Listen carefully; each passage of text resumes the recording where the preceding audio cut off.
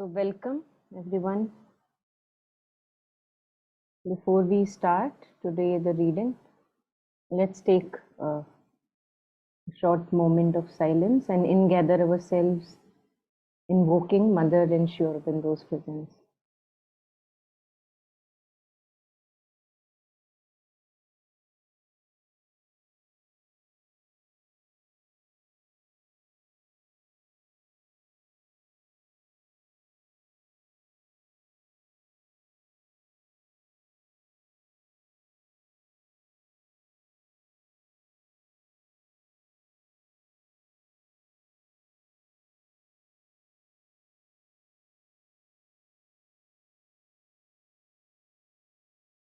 So would anyone remember where we stopped last? I'll have to search a little. Give me a moment in the Mother's In a light. divine retreat. Sorry. Yeah. So somewhere around, again we were discussing desire as given in The Mother's Light by Rishabhchand ji.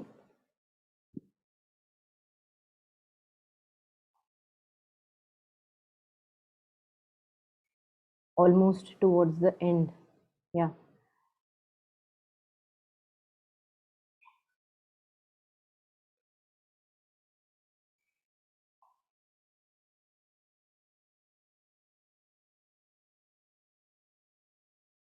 Yes, here. So we can maybe read a little, and when we read, then we will get to know if we have covered it already, and even then it is nice to just read along. So let us take, starting from how to conquer desire, and then we will know where we stopped last. Yeah. Would anyone want to read?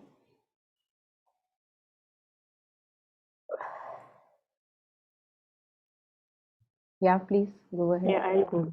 Hmm. How to conquer desire. The analogy of the boat should not be carried too far, for behind man's apparent fragility, there is a firmness which is absolutely unshakable, a fire which nothing can quench. He is not born to be a toy of desire, tossed about in alternating sensations of pleasure and pain, or broken and flung away after a brief moment's play, but an instrument of God, commissioned here to fulfill His will to self-manifestation in humanity. He has, therefore, to learn how best to deal with his soul's sworn enemy, desire. The traditional way of dealing with desire is a drastic or gradual suppression. This is the ascetic way, which does not care to take proper account of the origin and nature of desire and the best and safest means of disposing of it, but is bent upon getting rid of it by a sheer violence of the will and physical austerity. The basic attitude of this way is one of fear, impatience, and aversion, which dictate, in most cases, panicky, precipitate measures and proceeds on a fundamental assumption that desires dwell in our own being, and being a source of untold mysteries, miseries, have to be smothered there to death. And in order to smother or slay them, one begins to smother or slay the vital prana itself, where it is held. The desires have their source and stronghold, This identification of the individual with his desire is an ignorant identification which turns self-discipline into self-torture and renders it immensely difficult and arduous, as if he was hammering or hacking away a part of himself. It is certainly the wrong way to deal with desire. Should I carry on?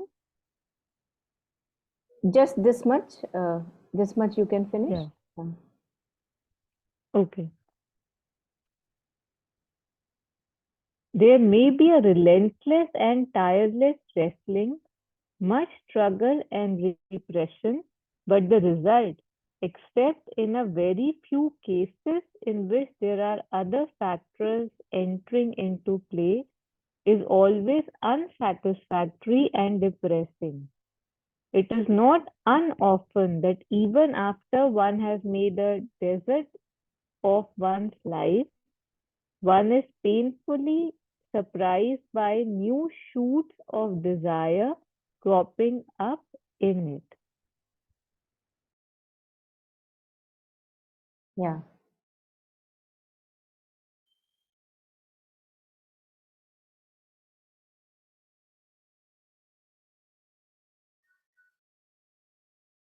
So I think before a couple of pages before, we were reading two attitudes towards desire, where it was one of this ascetic kind of a suppression, denial, and the other one was more like spiritual in the sense understanding with wisdom and transforming desire basically.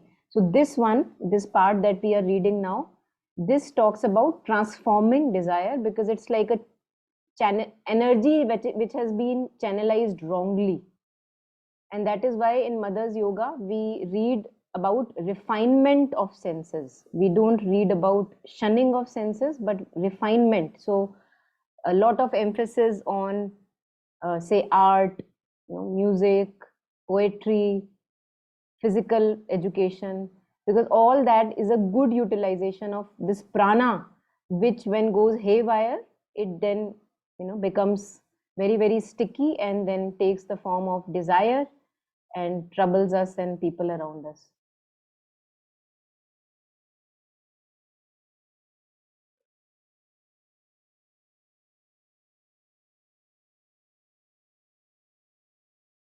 So when we talk about that, okay, we will be swayed like a boat is swayed in torrents of water. He says that that analogy cannot be carried too far because there is something within us which cannot be shattered. So a boat can be shattered completely, torn to pieces, but there is something in us which cannot be shattered. So the analogy of the boat should not be carried too far, for behind man's apparent fragility, there is a firmness which is absolutely unshakable. So this, as we grow in our life experiences and we go through many, many challenges in life, difficult situations, I think we, all of us, as we grow in age and experiences, we see that yes, it is true. There is something in us which is actually standing up every time a shattering or a breaking is there. That never gives up. So, which is absolutely unshakable, a fire with which nothing can quench.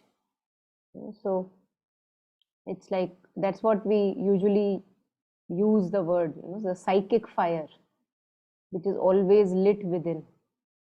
He is not born to be a toy of desire. So if we were born to be a toy of desire, then we will be very satisfied by the swings and topplings of up and down. But we are not satisfied. So that means that there is something more that the life is wanting to tell us, which we are not able to maybe understand. Being puppeted around, we should be very happy if the only purpose was to being like a puppet of desires. But we are not happy, we are not satisfied. So that means that we are not just born to be a toy of desire, tossed about in alternating sensations of pleasure and pain, or broken and flung away after a brief moment's play, but an instrument of God commissioned here to fulfill his will to self-manifestation in humanity. So each one of us is born with a little mission. Each one of us, like a piece in a vast puzzle, very, very unique. And that is what we have to fulfill. So each one is very ordinary, a speck of dust, but yes, also extraordinary at the same time. Ordinary, extraordinary. He has therefore learned how to best deal with his soul's sworn enemy, desire. And then he says that it seems to us that desires are coming from within, as if they are springing from within the being. But that is not true. It is coming from outside, and that is why it is used as a, the word that we use is, it's like a disturbing thing. It disturbs our balance because it comes from outside. And in Synthesis of Yoga, Sri Aurobindo says that as if you have to put all these enemies, desires, wrath, anguish, jealousy, ambition, like ahuti has to be given, where when you give the ahuti, the spirit grows through those ahutis, because these are not belonging to our true nature. Yeah. And proceeds on a fundamental assumption that desires dwell in our being. Ye meri desire, this is my desire. So when we see it like that this is my desire, then it becomes too overwhelming. But when we see it as it is coming from outside, and everyone is troubled by it, I am also troubled by it, then we can find relief, because it's not true to our nature. Then we can kind of purify ourselves, because we can't purify ourselves of something which belongs totally to ourselves. We can't get rid of that, but we can only purify ourselves of that which doesn't belong in us. That's what we call purification.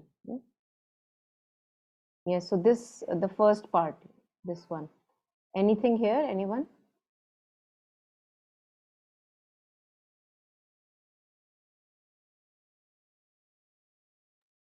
A few sessions back, I don't know when, because I missed a few. I remember we had read that, how the mechanism works, that you look at something, you get you're interested. As soon as it interests you, it starts and then it overtakes. I mean, it's like I felt the same thing when it was being shared here, that it was amazing to see it like this. Can interest creates an attachment, and then it becomes a desire. Like attachment word wasn't there, but and since then I've observed it a few times, that anything that you look at with interest, suddenly there's something in you that chahiye kind. So amazing, Yeah, true. He was sharing that first you look at it, through your senses, like you take it in, and then you ruminate about it, like you think about it, because that then we are not mindful, we are lost in the thoughts and we are taking them to be true. So the mindfulness is gone. We have slipped from the peak where we were standing, like totally mindful, not getting lost in the thoughts, and then it develops. Yeah, here only we had read that. Yes, step by step process. Yeah. We can actually go back to that. It's really good. Yeah, ma'am, Yeah, I have a question. yeah, just a So, second. Jagan, sure, sure. just a Yeah, second. yeah. So this one, what Taru was sharing, the whole steep process by which a man who has subjected himself to desire comes to grief is beautifully delineated. First, an intent settling of the consciousness on an object of the sense. Then attachment, then desire, then disquieting wrath, then infatuation, then forgetfulness of one's true self, because now you're lost in the thoughts about it, so you've forgotten the consciousness part. We have forgotten, we are not awareness anymore, we are now content of awareness. Then a complete eclipse of intelligence, and then when the light of the intelligence is clouded, a collapse of the whole being. So this also comes as a picture of how addictions, for example, happen, or relationship addictions or addictions generally, that we just have no sight of our awareness or consciousness, and we are totally lost in the stories and the thoughts. Yeah, this one. Yes. Now, Jagan, please go ahead. Yeah, so my question is actually related to that. So, very interesting. That's what came up. So, what is the process to reverse this, ma'am? आपको क्या लगता है? मुझे um, if let's say let's say I have a desire for this product, I don't have it, and in the end you were saying, is this really my desire, or is it coming from outside? So if I have to attend to um like if I have to understand if it's mine, I would take myself into an empty room. I would sit with it. I would keep on thinking. But the thing is, um, there are there is a possibility of me understanding, okay, this is not needed, and also there is a possibility of thinking that, okay, this is needed. And only after getting it, I realized, it's not needed. So I am actually confused of how to reverse it. Yeah. Yeah. So, abhi, the steps that we were reading, in those very steps is the process of how we slip. So, if we all can catch that process of slipping, and what we call slipping is basically, see, there is a consciousness which looks at things, right? So, I can look at my thought and then see, okay, this is what I am thinking right now, right? हम सब करते हैं ना ये.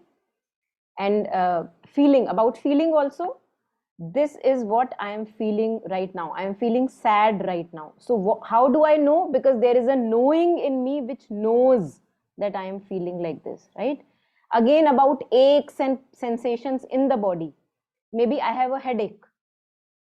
How do I know where I have, how much headache I have, what is the degree? By knowing it, by perceiving it through my knowing that, okay, I can say 20% headache is remaining. How do I know? Because there is a knowing within. So usually क्या होता है? Usually when we are on the path, we are trying to say not get lost in the thoughts. That's what is mindfulness? Not whenever we get lost in the thoughts, to bring the mind back in the body with the breath. है ना? फिर से हम story lines में lost होने लगते हैं, फिर से उसको इन गैदर कर देते हैं, either with the breath or with mother's name. That's what we are trying. Now what happens is that when senses are always open, like windows to the outer world are always open. Whenever I look at something like an object, in your case that you were sharing, maybe a gadget, or maybe a person, or say maybe a position, it could be anything material. आपका first slip कैसे हुआ? कि आपकी senses ने उनको perceive किया और आपकी थॉट्स ने उसके ऊपर ड्वेल करना शुरू कर दिया. आप बार बार उसके बारे में सोचने लग गए और उस सोच को आपने ट्रू मान लिया ना. और वहां पे मुझे क्या लगने लग गया कि ये मुझे कुछ दे सकता है ना, यहां से मुझे कुछ मिल सकता है. यूजुअली दैट कुछ is happiness. It promises something to me. So when this process happens, and it happens so steeply and quickly that we are not able to catch it, we have lost ourselves in that swarm of thoughts and feelings, and now I begin to want it and desire it without me knowing it, because now I feel that once I get it, it will give me happiness. अब इसका reverse process क्या होता है? Usually जो हम try करते हैं, could be many ways, which is that senses are taking me far away from me, so let me come back to myself, and that is what we try to do by mindfulness of breathing. When I'm coming back to breath, then I'm being in the body. When mind is in the body, then it is home. When mind is in the thoughts realm and feeling realm, it is lost. It is lost क्योंकि वहां से उसको फिर कुछ चाहिए. That stickiness is there, invaded throughout. So the process back is that you shut the door of the senses for a while, in the sense you stop dwelling on that consciously, and now you dwell on the consciousness of breath. इसी को हम क्षमता process कहते हैं। जब Buddhist meditation की बात करते हैं ना, उसमें क्षमता की बात आती है कि आप इन गैदर कर रहे हो थॉट्स को, अपने माइंड को, अटेंशन को ब्रेथ पे, है ना। And then we try to cultivate a stability in क्षमता, where we prolong, like 2 minutes कर पाते थे, अब 10 मिनट ब्रेथ के साथ बैठ जाते हैं, फिर 15 मिनट बैठ जाते हैं। This is how I am developing in gathering of the breath, sorry mind, ठीक है। अब क्या हो रहा है, in this process I am having a little bit of pain. Why pain? Because that thing promised me something over there. Right now when I'm coming back home, as if I'm pulling, ये जो श्री कृष्णा बैठे होते हैं और जो 7 घोड़े आगे चला रहे होते हैं, है ना, he is pulling the reins. That is, वो सारी की सारी इंद्रियां आपके इन गैदर हो रही हैं, you know, the 7 indriyas that are there. Yeah, he is pulling it in, they are reined. So you bring it all in. It is called tapasya when we do that in gathering. Most of the times, if we have gotten already addicted, this in gathering will bring a lot of pain. You know, as if you are restraining, your something wants to jump out, but what are you saying? नहीं नहीं, वो जाना मेरे लिए उचित नहीं है. You are pulling it in, you know, because you know that there lies pain also with pleasure outside. तो आप उसको अंदर खींच रहे हो, and when you are doing reining it inside, in gathering this energy and prana inside, bringing the mind to breath, not believing the thoughts and sensations, then it brings a little bit of pain, because outside there was a promise, inside the happiness so far I have not gotten yet. अभी true consciousness मुझे मिली नहीं है, right? I have not yet I've gotten in touch with Satchidananda say within. So in gathering brings me some pain. All of us have to go through that pain, bear that pain. This is what mother says, you know, when she says that endure this pain, endure the pain. And slowly that pain actually transforms, and the more we are able to stay with this emptiness within and pain within, slowly it transforms and the delight comes through pain. Through pain the delight comes. So pain is only a mask. और pen इसलिए हो रहा है क्योंकि देखो, bad habit जब भी हमको लगती है, पेन नहीं होता. किसी को लॉलीपॉप की हैबिट लग गई, जब लॉलीपॉप छोड़ रहे हो आपको दर्द नहीं होगा छोड़ते हुए? बिल्कुल दर्द होगा, है ना. रिलेशनशिप्स की आदत लग गई, जब हमारी, मान लो हम चिपक गए किसी बंदे से, और अब हमको विजडम के थ्रू, अंडरस्टैंडिंग के थ्रू उनको समझ में आ रहा है कि नहीं, मेरे को ये चिपचिपाहट छोड़नी है, तो अगर आप now you are restraining yourself, इंद्रियों को वश में कर रहे हो, तो दर्द नहीं होगा? बिल्कुल होगा, है ना. So but we all have to go through that pain, because it is a auspicious pain of a new birth. So this is the process of reversal, where you restrain the mind within, bring it home, not allow it to now get lost in the sensory input and the thoughts interpretation, so that it remains inside, in gathered in the body. इसका मतलब ये नहीं है कि हम देखना समझना बंद कर देंगे, आपने शट नहीं किया सेंसेस को, बट जो एक्सेसिव रूमिनेशन है आपने, वो आपने, जो पेन करता है, जो मिजरी ब्रिंग आउट करता है, उसको आपने, एडिक्शन वाले जो स्पॉट्स हैं उसको आपने बंद कर दिया, which appears wise. It is out of understanding that we do it. So bringing the mind home, which was lost in the forest of thought and feeling, is one of the ways in which we can reverse the process. And that is why we see that, say, for example, Deepa Ma, she says, I was on the verge of dying actually. You know, so much I was in misery, but meditation saved me. How? Because then the mind came back home. It was not lost in the storyline. So it's saved. Yeah, anything more here, anyone?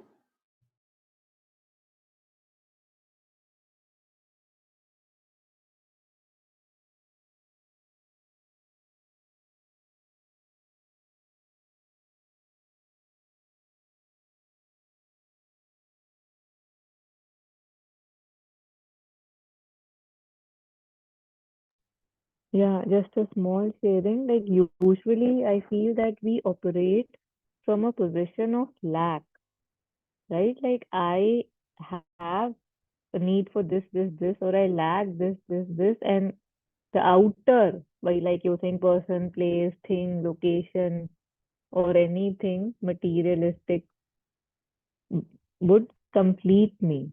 So I think another thing that helps is to keep reminding oneself of the blessings, the too much that you already have. तो फिर उससे वो lack की तरफ जो affinity है, जो एक हमारी normal state हो जाती है ना, कि और मिलेगा और मिलेगा और मिलेगा, और चाहिए और चाहिए. That also stops in desiring, especially when you are able to see कि इतना मिला, जो मिलता है उसके ऊपर मैं चढ़ के बैठ जाता हूँ कि अरे हाँ ये तो है ही, given, till it's brutally snatched away. So that also helps me personally in, if I constantly am reminded to operate from a position of abundance and not lack. Yeah. Abundance or enough, right? Like maybe, yeah, even neutral. Yes. So this is why, some of the masters have said that the senses are enemies. क्योंकि जिस तरह से we are overpowered by the senses, अपना discernment बिल्कुल भी use नहीं करते हैं, actually they become our enemies. But Sri Aurobindo and Mother talk about refinement of senses and ingathering of consciousness within. They don't talk about shunning the senses. है ना, कि senses को आप सही काम में लगाओ ना. आप जो भी स्किल लर्न कर रहे हो आप अच्छे से लर्न करो, तो वो उसमें सेंसेस की जरूरत है ना. कोई काम कर रहे हो उसको परफेक्शन से करो, उसमें सेंसेस की जरूरत है. बट हमारी सेंसेस जब ये ऐसे इस तरह से ओवर पावर हो जाती है कि नहीं चाहिए चाहिए चाहिए चाहिए, कैसे नहीं मिल रहा कैसे नहीं मिल रहा, उसके उसके बिना तो मैं इनकम्प्लीट हूँ. तो that is a bad use of sense, and there the senses are ruling us rather than we being master of that.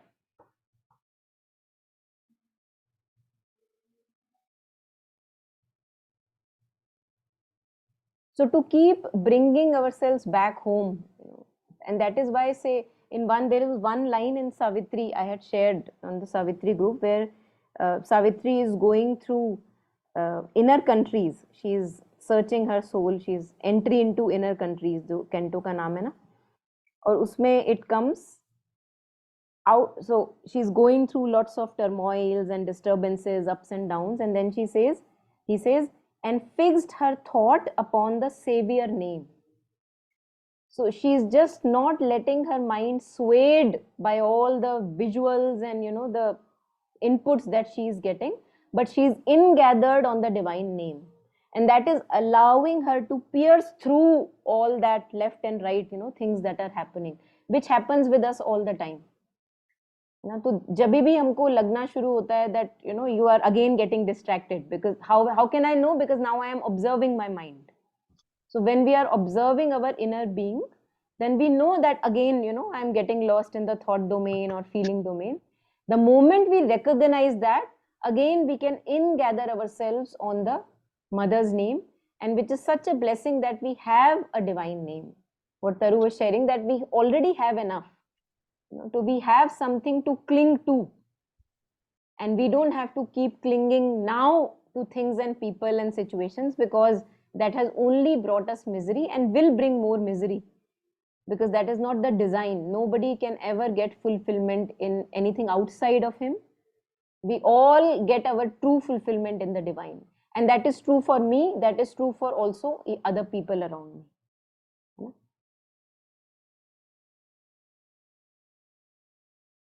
So then through this discernment and understanding, that ingathering can happen. अब मुझे suppress नहीं करना पड़ेगा कुछ.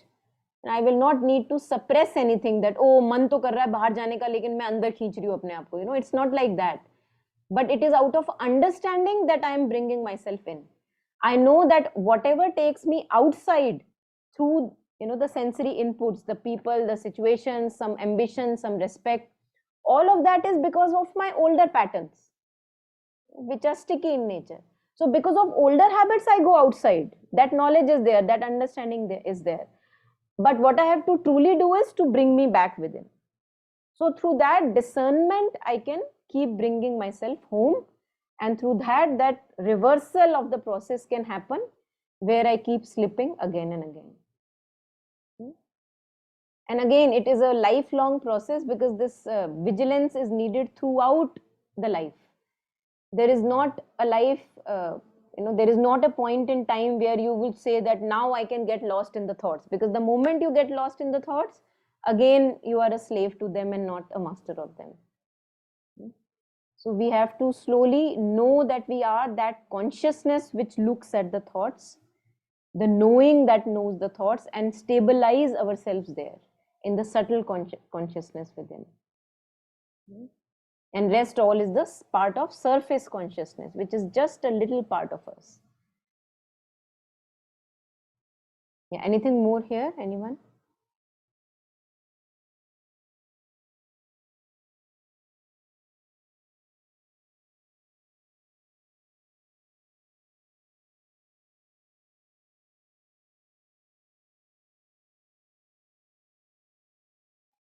Yeah, so let's maybe take a little bit more that we had read.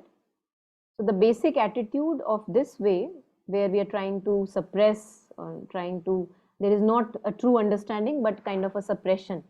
The basic attitude of this way is one of fear, impatience, and aversion, which dictate in most cases panicky and precipitate measures, and proceeds on a fundamental assumption that desires dwell in our own being, and being a source of untold miseries, have to be smothered there to death. And in order to smother or slay them, one begins to smother or slay the vital, prana itself. Now, vital is also, all of us know that vital is also the part which is most enthusiastic in us. It brings out life in us. It makes us alive. That's why it is called vital. It's vital for our life. So whenever we try to suppress ourselves without understanding, it's in ignorance when we try to suppress our inclinations, then it leads to a dullness in the being, because the vital now resists, and it says कि अब तो मैं आज तो मैं उठने ही नहीं वाला, तूने मेरी बात नहीं मानी, आज तो मैं उठने नहीं वाला. So we become a slave to that vital, which now loses all enthusiasm because its thing was not followed. So this suppression is not the way, because we kill the vital energy with which we have to make friends and not enemies. So one begins to smother or slay the vital prana itself, where it is held. The desire is held in the vital being. The desires have their source and stronghold. It is held. So in the vital part, in the front part of our heart, and also the lower abdomen, there is where the vital being, the seat of the vital being is there, the emotional being, which is also responsible for giving us a lot of energy. And that is why you see, it's a very good reflection. That is why we see when we meet friends with whom we feel like very happy, have you seen there is a upliftment in energy that we get? There are some friends in our lives, or some relatives, or whoever, whenever you meet them, you feel uplifted in energy. So that's the vital energy. Whenever we are feeling like, okay, moody and depressed, we want to call a friend or maybe meet a friend. And that's because there is a vital interchange of energies, and we as if replenish our energies from that interaction. So for a long time, we depend on these outer sources so that that vital energy is uplifted, because the seat of desire is also in the vital part of the being.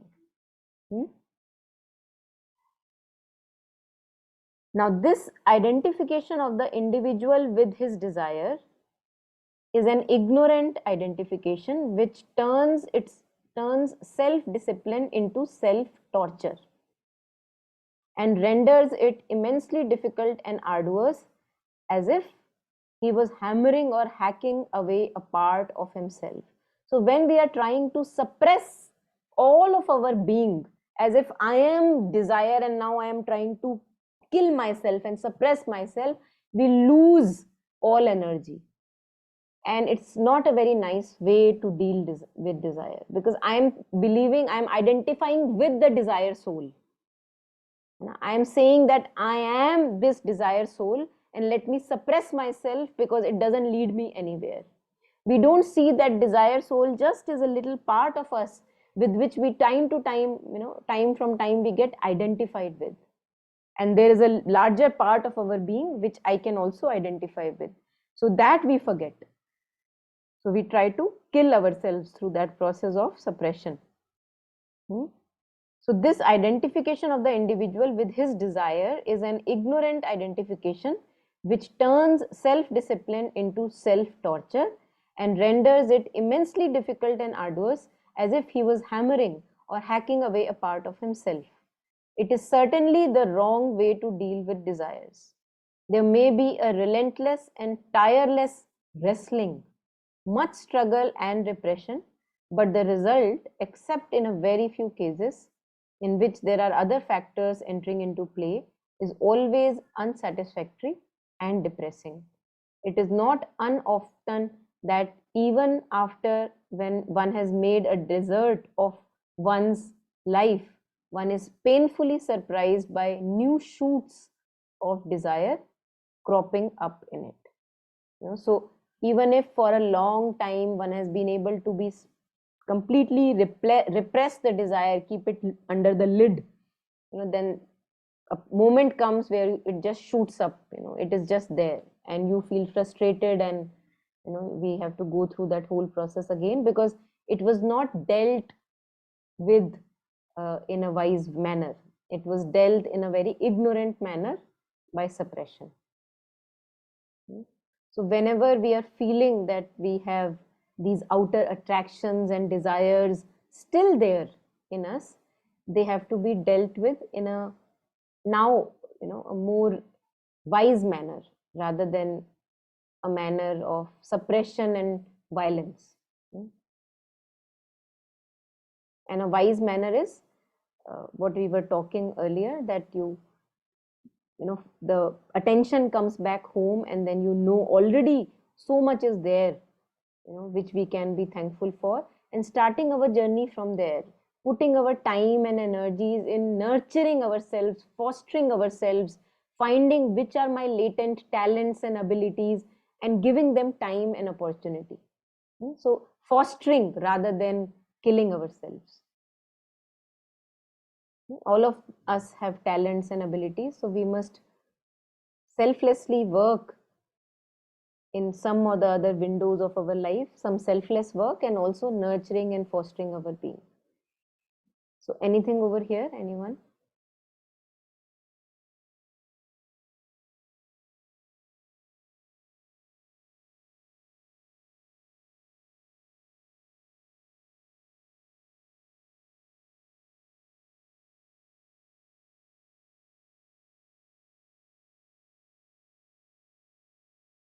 So one of the things that comes in, I have shared earlier, that comes in Kabirji's couplets is that we have to run fairly enough before we realize that this is not leading me anywhere. Haven't I ran enough? So when we have run wherever the senses tell us that, oh, this is attractive, this will give me something, if I get this position, if this person approves of me, if I become friends with him, or something respectful position I get, some promotion I get, then that will fulfill me.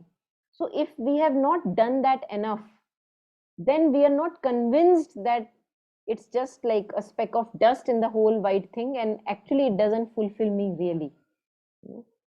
So if we have not done that enough, we are not convinced.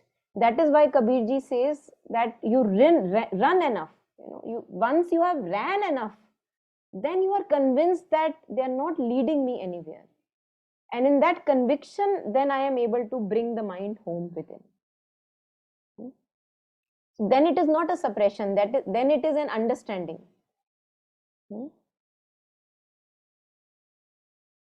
Then it is not even a shunning of senses, but understanding of senses, how they operate and work. So all of us have to reach a point in our life where through understanding we bring the mind home, not through suppression. Yeah, anything here? Anyone?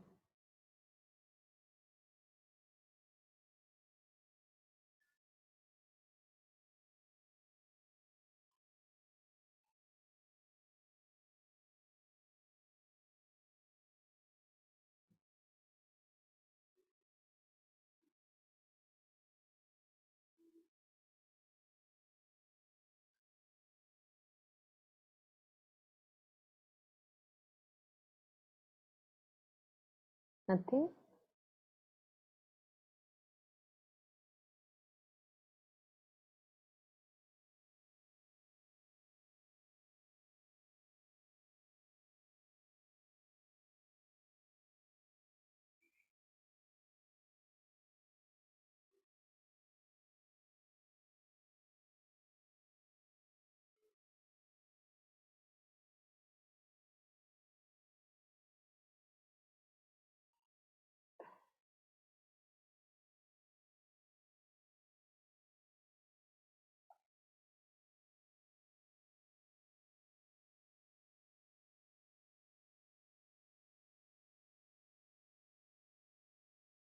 So we'll read maybe some lines from Savitri today, based on whatever we were reading right now. So there is this canto 3, The Glory and the Fall of Life.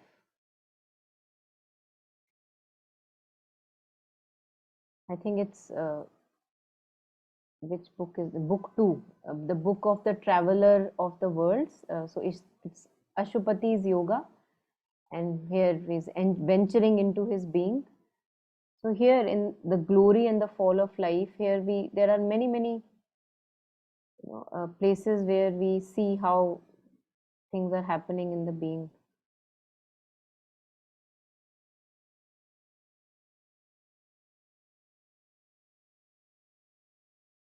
Yeah, here, see, we'll see maybe all the lines that I can catch. So as he's moving further, everywhere it seems like, this is it. This is it. He traveled through a land peopled by doubts, in shifting confines on a quaking base. In front, he saw a boundary never unreached, and thought himself at each step nearer now, a far retreating horizon of a mirage. So, ऐसा, whenever we are madly after something in our life, it feels like बस ये मिल जाए, ये अभी मिला, अभी मिला, अभी मिला, अगर पूरी तरह से मिल जाए, so it's a far retreating horizon of a mirage. A vagrancy was there that brooked no home, a journey of countless paths without a close. Nothing he found to satisfy his heart. A tireless wandering sought and could not cease. There, life is the manifest incalculable, a movement of unquiet seas, a long and venturous leap of spirit into space, a vexed disturbance in the eternal calm, an impulse and passion of the infinite. So this is where we just tread on and on and on, careless of suffering, heedless of sin and fall. We are not able to see consciously, why am I doing why am I keeping on repeating the same things again and again. Careless of suffering, heedless of sin and fall. She wrestles with danger and discovery in the unexplored expanses of the soul.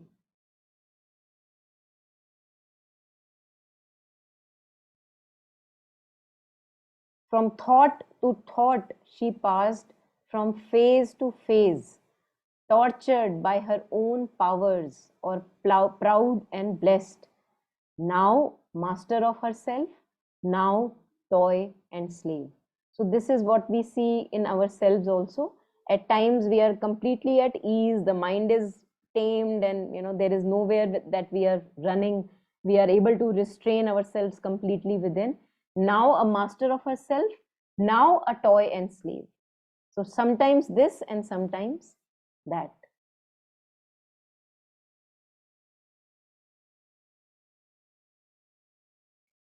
Swaying, she tossed between her heights and deeps. Uplifted. So this is what we were reading just now, that कहीं से आपको vital energy मिल गई तो uplift हो गया, किसी ने praise कर दी तो एकदम से boosted, feeling very happy and delighted.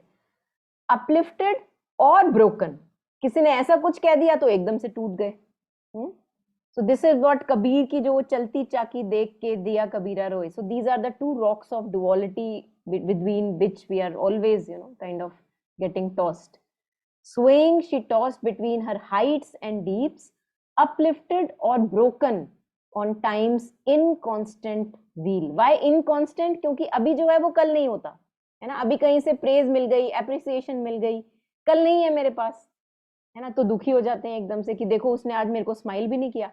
किसी ने स्माइल कर दिया तो एकदम से खुश हो जाते हैं, है ना. सो that is the vital self which keeps on moving up and down and up and down amid a tedious crawl of drab desires. She writhed in a worm mid worms in nature's mud. Then, Titan statured, took all earth for food. Then ambition, it comes to ambition then again, now किसी दिन मन कर रहा है आपको कि आज थोड़ा दुखी हुआ जाए. Then wantonly enamored of sorrow's face, she plunged into the anguish of the depths and wallowing clung to her own misery. This is what we do, है ना. जितना सोचते हैं एक चीज के बारे में जो परेशान कर रही है, वो और परेशानी और परेशानी और परेशानी. वॉलोइंग, वॉलोइंग हम यूजुअली उसको कहते हैं जैसे एक भैंस होती है वो गीली मिट्टी में लोट रही होती है. That's what we call as wallowing. कीचड़ में जैसे how pigs kind of do, they cover themselves with complete गीली मिट्टी and all the कीचड़. Wallowing clung to her own misery. In dolorous converse with her squandered self, हाय मेरे साथ क्या हुआ, she wrote the account of all that she had lost. This is what we do, कि क्या क्या कम हो गया, क्या क्या छिन गया मेरी लाइफ से. उस पे ध्यान नहीं जाता. वो जो अभी हम बात कर रहे थे कि जो ऑलरेडी है बहुत कुछ, उस पे ध्यान नहीं जाता. अब सब कुछ उस पे जाता है कि क्या नहीं है ना. देखो मेरे माँ बाप ने साथ नहीं दिया, मेरा बेस्ट फ्रेंड मेरे को छोड़ के चला गया, अरे तेरे पे तो विश्वास किया था, तू नहीं मिला. So all these kinds of things we wallow in. She wrote the account of all that she had lost, or sat with grief as with an ancient friend. A romp of violent raptures soon was spent, or she lingered tied to an inadequate joy, missing the turns of fate, missing life's goal. So when we are totally lost in the outward happenings, as if we are missing just a wonderful opportunity which is being given to us. This is what, in other words, Sri Aurobindo says, a treasure misspent, cheaply, fruitlessly sold in the bazaar of blind destiny.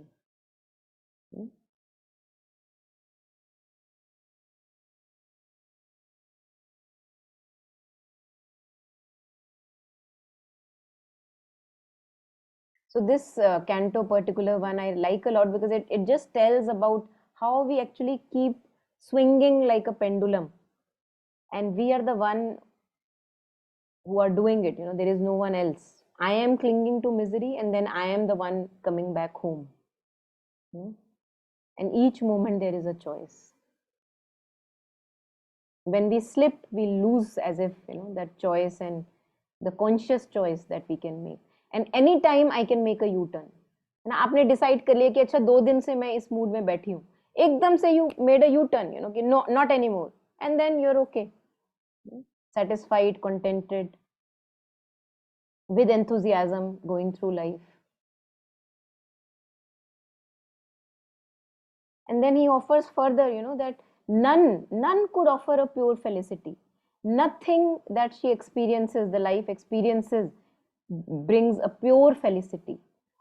In this state where one is sticking, only a flickering jest they left behind. कुछ हल्का सा उसका impression, not a true contentment, or the fierce lust that brings a dead fatigue. So when we are passionately after something, in ambition, it brings a drainage of energy. In sticking with the vital self, it brings a drainage of energy. So, or the fierce lust that brings a dead fatigue. and yet something remained dissatisfied, ever the same. And in the new, only a face saw only a face of the old. तो new में हमको क्या दिख रहा है? पहले वाले में जो नहीं मिला है ना, उसमें पहले वाले में भी आपको प्रॉमिस दिखा था कि यहां मिलेगा, यहां मिलेगा. अब जो नया वाला आ रहा है उसमें भी सेम रिपीट हो रहा है. वो क्या कह रहा है? यहां मिलेगा, यहां मिलेगा. So in the new saw the face of old.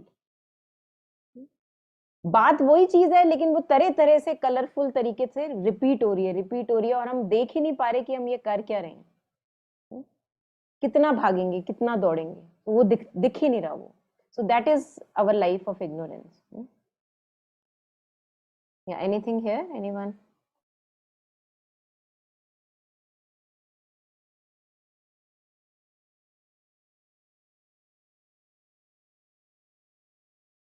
Lines are, yeah, you're muted. Yeah. Yes. Yeah, the line that you highlighted in green, missing the turn, missing the turns of fate, missing life goal. I think this thing keeps, with even a little bit of mindfulness, this hits you really hard. Like while you're lost in stories, or while you are crying about the lack, or while you are crying about what has happened to you, like it said, how you are writing the things you have lost. So it's just one you, right? And your energies are going in one direction, and you're just occupied with this. So you are like just missing the purpose, like missing the reason why you are here, right? And then life is over. Like the whole life we spend kind of like running after things that mean nothing. And again, valuing in our stories and in our loss and what could have happened and what didn't happen for each our own. And we had just had this conference in Pondicherry. In that also, I don't know who, but one of the speakers said that we always, I think it was Alokda, he had said that we always have some liking or aversion with people, right? Like no matter what the relationship, this one thing, this two thing that we would not like about someone, and we'll just get stuck on it, and that's how that just turned the relationship into something. It was pretty weird, like it, and he said it could be the smallest thing, but if it irritates, and then it just keeps pricking you, pricking you, pricking you. So it's really interesting that while I'm getting pricked, or while I'm sitting and crying or wondering what would, I'm missing, I'm wasting the life. And yeah, it's really beautifully said. I've never gone through I don't remember seeing this so clearly before, these lines. Yeah, thank you for sharing.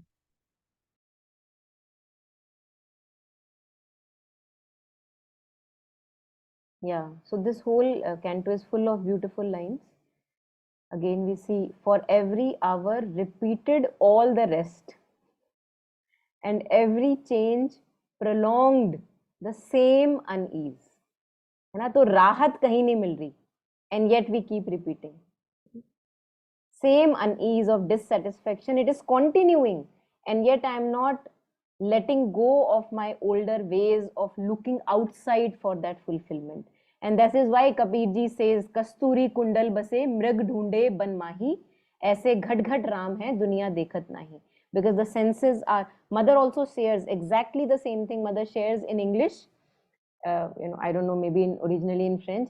She says, because the doors of the senses are turned outside, that is why we are always looking outside and not able to turn within for that true contentment.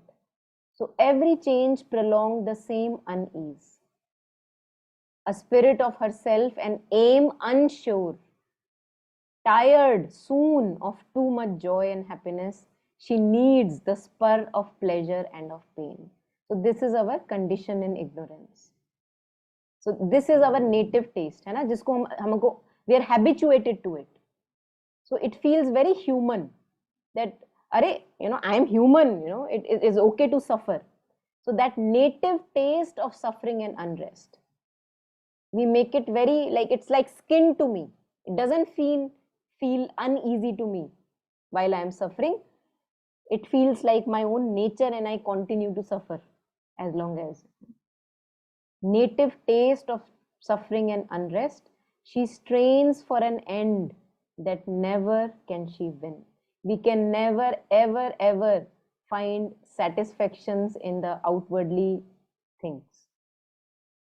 It is not the design of creation.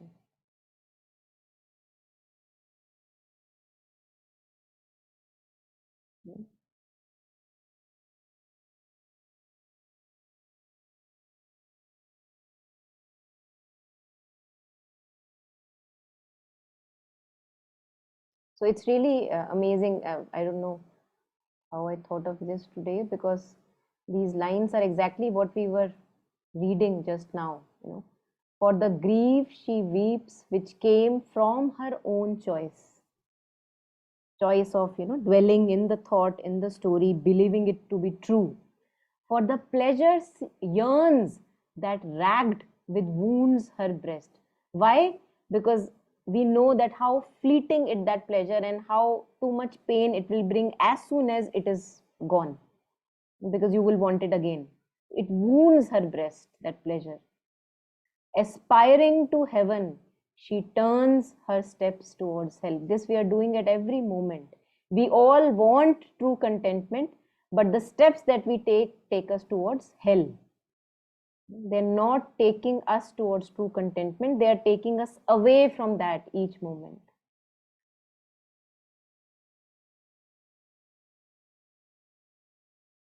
And yet then he says, beauty and happiness are her native right. है ना? ऐसा नहीं है कि हमको वो नहीं मिलेगा, बट जहां ढूंढ रहे हैं वहां नहीं मिलेगा. Beauty and happiness are her native right, and endless bliss is her eternal home. But we are seeking it in the wrong places. This is what we deserve. This is our birthright.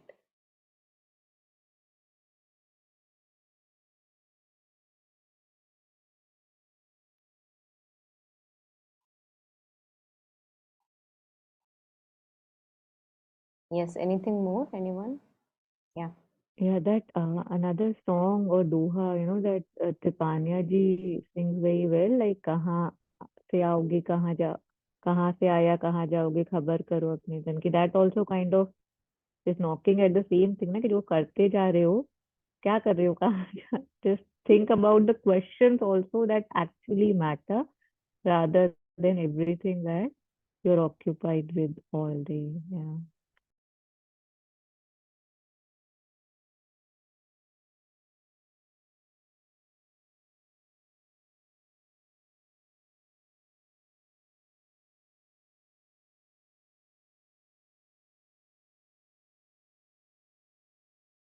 So we can maybe take up a few lines to conclude today, because in the next paragraph, Mother shares effective way of conquering desire.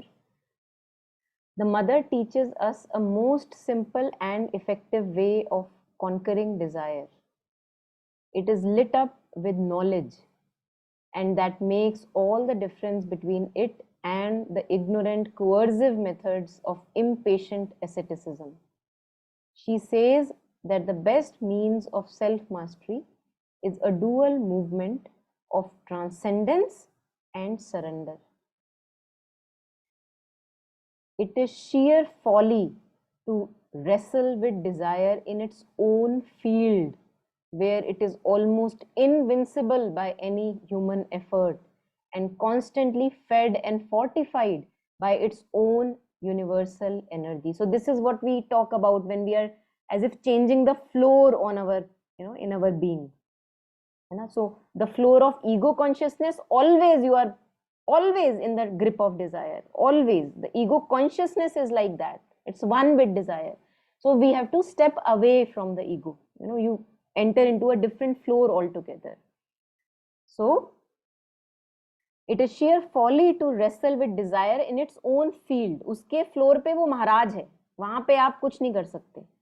Where it is almost invincible by any human effort and constantly fed and fortified by its own universal energy.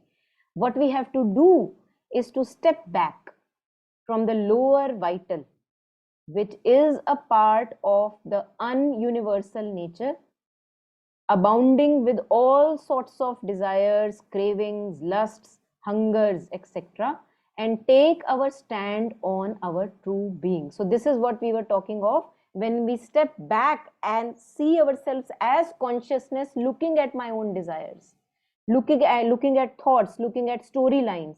I am not those, but I am stepped back. I am consciousness looking at them. So you stepped back from your cravings, lusts, hungers, and know yourself as that true consciousness who is the one watching, looking. Stand on our true being. Once we learn how to stand there, we are free. Free from the compulsion of the forces of nature, tranquil witnesses. We can watch the desires invading us like waves from the surrounding sea of the universal nature. It becomes then increasingly clear that they do not belong to us. They are not at all native to our true self.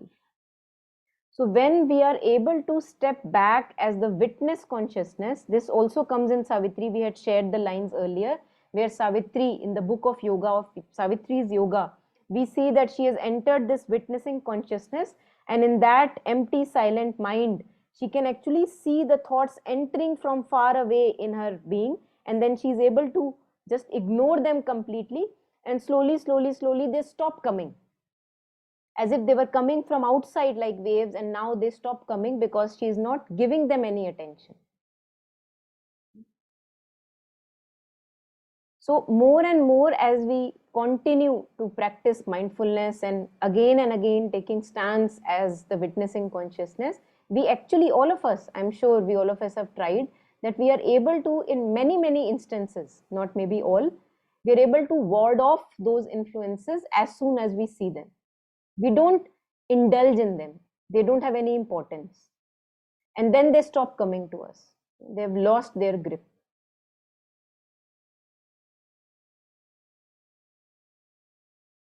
So this is the way Mother says. So first, stepping back from the desire soul, disidentifying from the desire soul, and knowing ourselves as the true consciousness.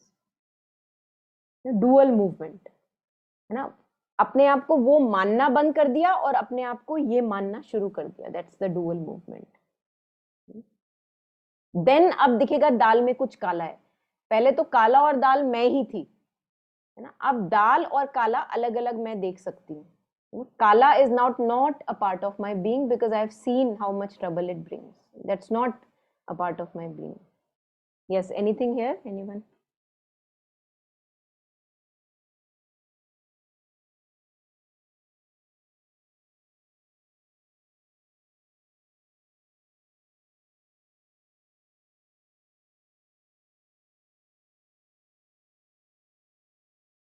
Yeah, anything here? Anyone?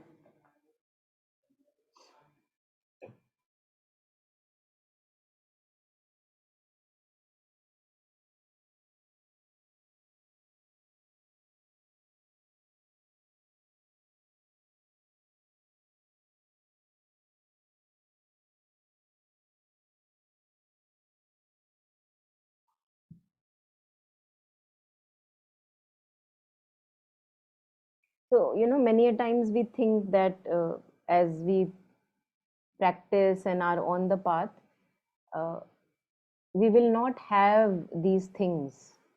Thoughts will not come, and my mind will be, totally free of the lower vital and the, little old patterns. I think we have to know that this will actually remain for a very long time, like ghosts. And this Sri Aurobindo actually says in Savitri, many lines say that they remain. But what our personal effort here is that we have to put ourselves in the right direction, and we have to stop fueling every time they come to our being. And the more we do this personal effort, the less they become big, and then they slowly lose grip over us. Like they don't mean anything anymore. They are still there, like in a beautiful mind, that professor is still able to see those people who are his hallucinations. But now he has better things to do than to give them attention and to get entangled. So we all have to find better things to do. We have to channelize our energies in the positive directions, and that is why physically, manually being engaged somewhere is very part of that process. Otherwise, this restless prana again starts to jump up and down, and again something becomes sticky and we are troubled. So it's a constant process in practice.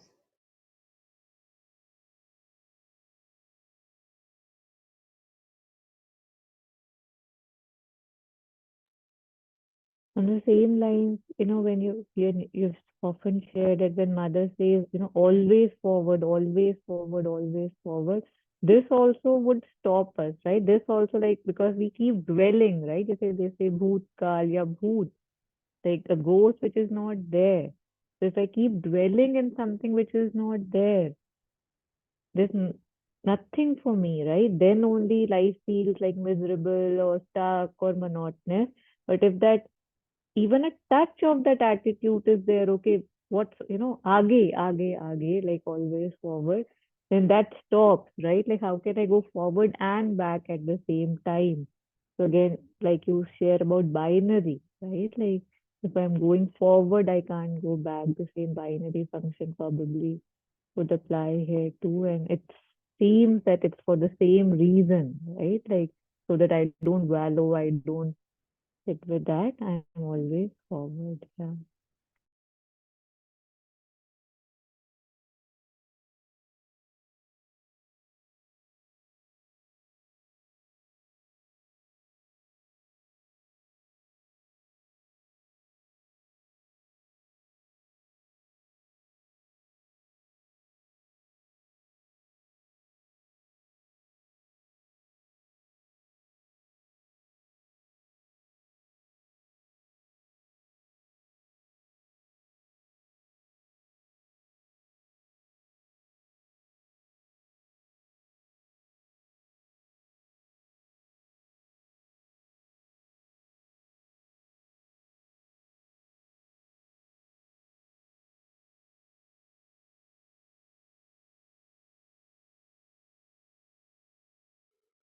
Yeah, I am again compelled. So we were talking of this Savitri's. Since we were talking of witnessing and stepping back, I thought maybe we can see this also today. See here again. Aloof and standing back, detached and calm, a witness of the drama of herself. So the drama has not ceased. वो खत्म नहीं हुआ. But she has become a witness, aloof and standing back, detached and calm, a witness of the drama of herself, a student of her own interior scene. She watched the passion and the toil of life and heard in the crowded thoroughfares of mind the unceasing tread and passage of her thoughts. So, this is what we observe, that it is just a never ending surface stir going on.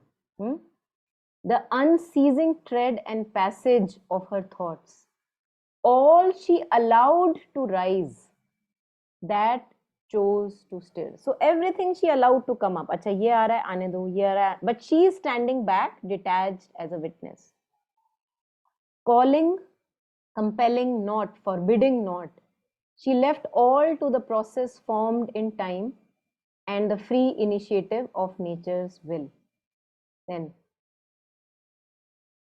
let's take, yeah, now she goes to the origin of thought. Where is the origin of thought? Where is the thought coming from?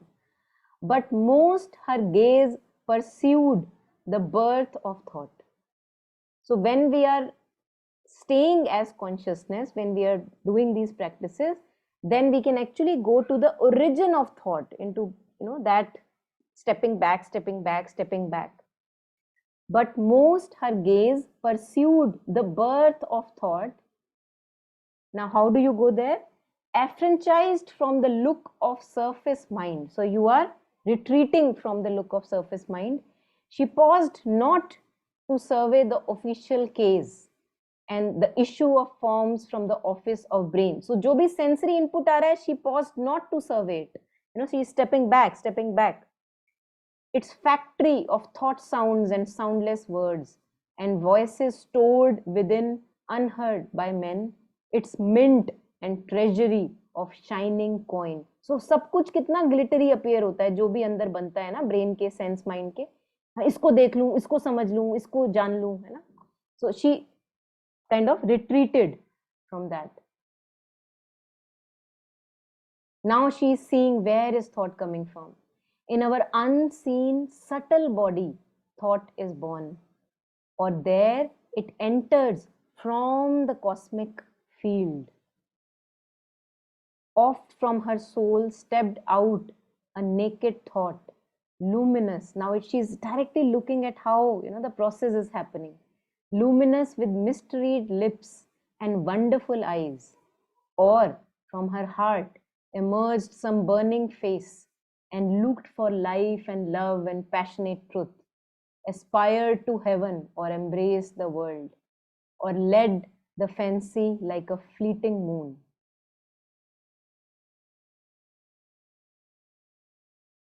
This is all describing that thought. And then now it talks about how she's able to look at the roles of the chakras also. Yeah, see here, the vital self.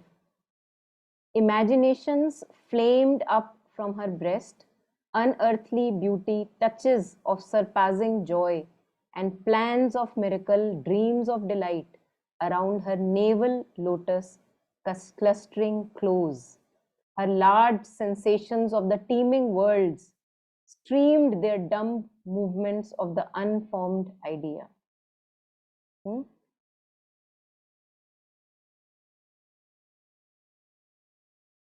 There's something more which I wanted to share.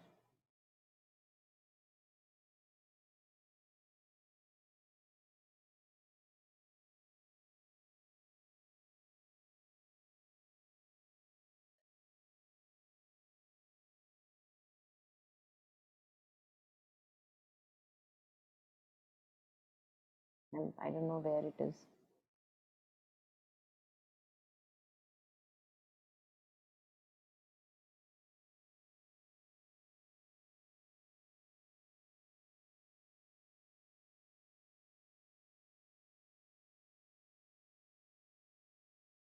And this one.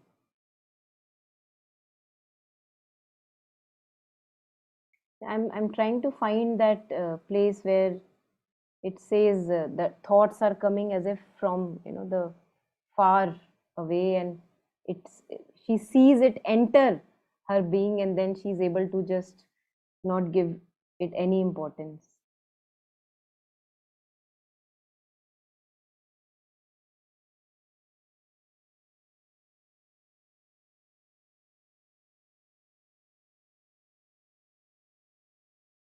Yeah, this one may be here, I don't know.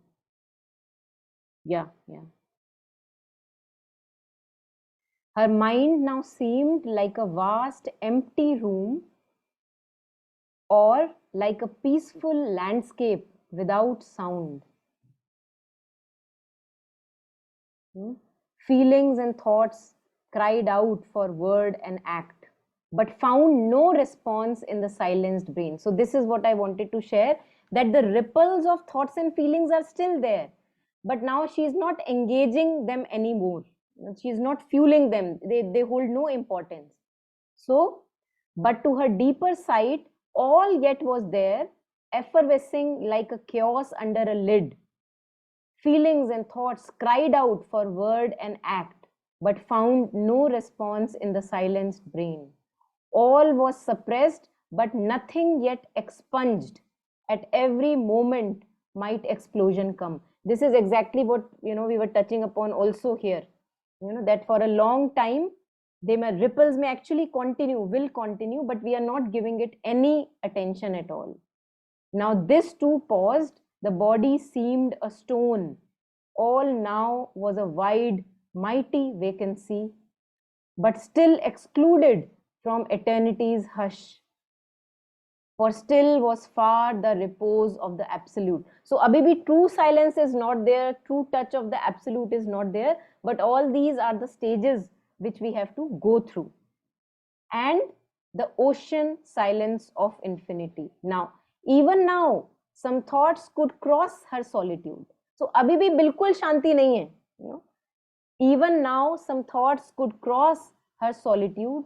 These surged not from the depths or within, cast up from formlessness to seek a form, spoke not to the body's need or voiced life's call. These seemed not born nor made in human time, children of cosmic nature from a far world. Now, these are coming from, she sees them, they are coming from some far expanse. This is exactly what I was looking for.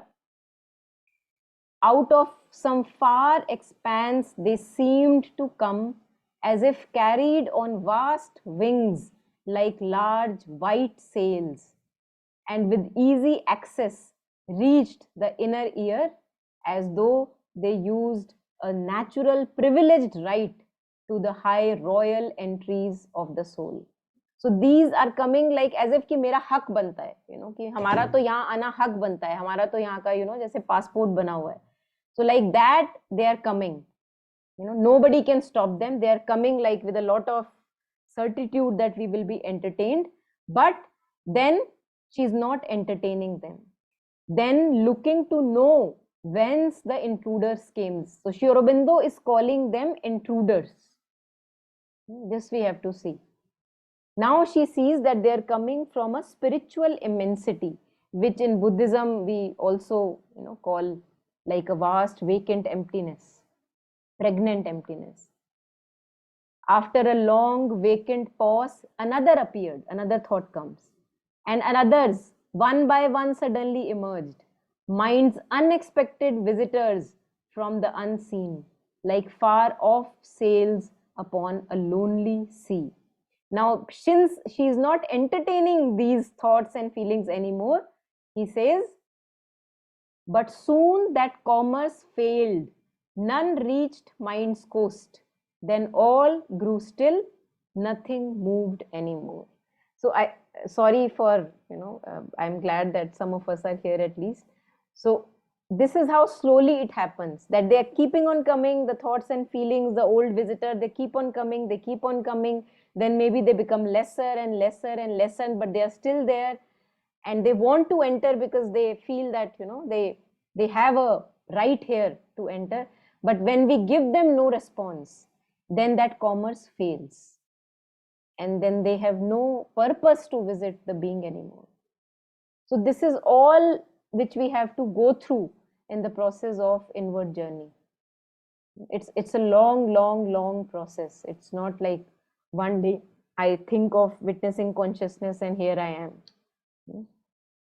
Yeah. So anything, anyone?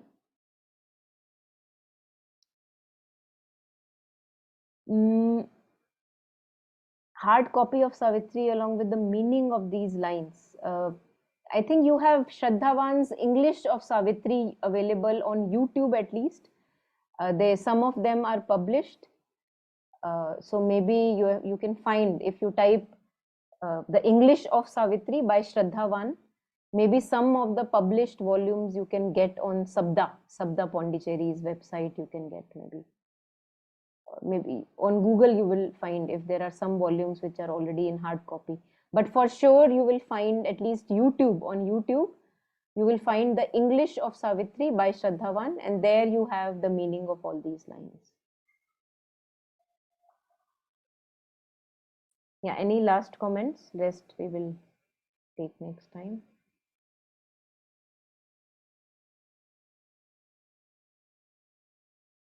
All right. So we end here today. If possible, then we take a moment of silence to dedicate and share the merit that we may have collected with all the sentient beings, near, far, including ourselves. and everyone. May all of us have peace and joy in our life and lots of progress and contentment. May we not torment ourselves more.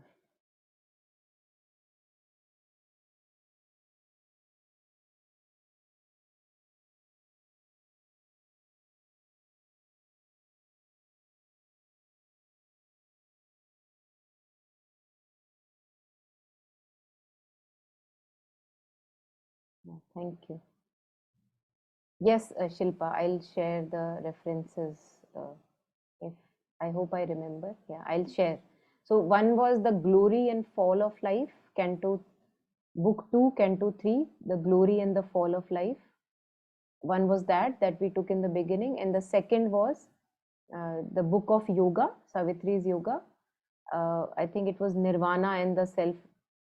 Book 7, the Book of Yoga, and the canto is Canto 6, Nirvana and the All Negating Absolute. So these two cantos basically we were looking at today. All right, bye bye. Thank you.